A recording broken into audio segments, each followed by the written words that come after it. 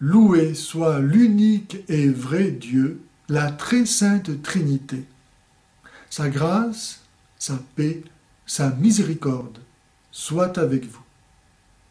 L'islam accuse les chrétiens d'être des associationnistes au motif qu'ils associeraient à l'unique et vraie divinité d'autres pseudo-divinités, ce qui est complètement faux, car les chrétiens croient au seul et vrai Dieu, créateur du ciel et de la terre, qui s'est révélé au peuple juif par ses prophètes et qui s'est manifesté à la fin des temps en la personne de Jésus-Christ pour expier par son sacrifice la dette des hommes à l'égard de la justice divine et pouvoir ainsi, avec son pardon, leur donner sa vie, la vie éternelle.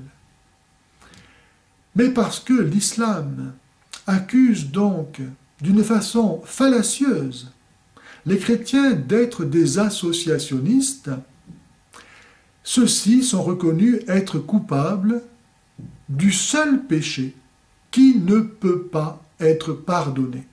C'est ce que nous trouvons, par exemple, à la sourate 4, verset 48. Allah ne pardonne pas qu'on lui associe quoi que ce soit.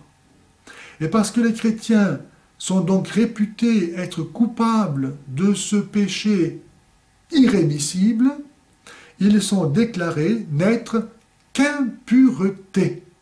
Sourate 9, verset 28. Les pires de l'humanité. Sourate 98, verset 6. Plus vils que des bêtes. Sourate 8, verset 55. Et tous, à cause de ce péché d'associationnisme, tous voués au feu de l'enfer éternel. C'est ce que nous lisons par exemple, sourate 5, verset 72. Allah interdit le paradis à quiconque attribue des associés à Dieu. Sa demeure sera le feu. Ou bien 5, verset 73. Oui, ceux qui disent Dieu est en vérité le troisième de trois sont impies. Il n'y a de Dieu qu'un Dieu unique. S'ils ne renoncent pas à ce qu'ils disent, un terrible châtiment les atteindra. Ou bien, sourate 9, verset 17. Il n'appartient pas aux associateurs de peupler les mosquées d'Allah, vu qu'ils témoignent contre eux-mêmes de leur mécréance. Voilà ce dont les œuvres sont vaines, et dans le feu, ils demeureront éternellement. Ou bien sourate 48, verset 6.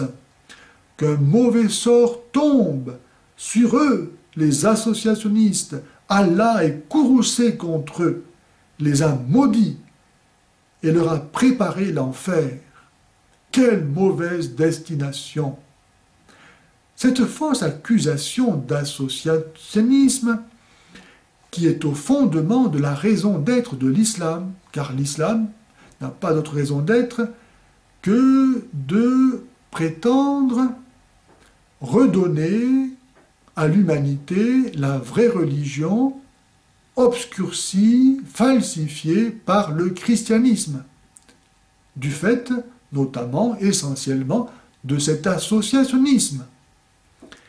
Eh bien, cette fausse accusation, ainsi que la haine et la violence de ces versets, ont bien sûr servi tout au long de l'histoire à justifier les violences, la haine à l'égard des chrétiens de la part des musulmans, ainsi que bien des appétits terrestres et charnels démoniaques.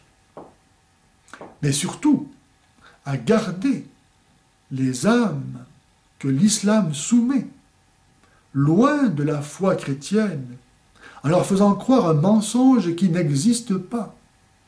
Car les chrétiens n'associent personne au seul et vrai Dieu d'Israël. on voit que l'islam, en fait, n'a pas d'autre raison d'être que d'empêcher les âmes qu'il soumet, par la peur de l'enfer, de devenir chrétiens et d'être ainsi sauvés.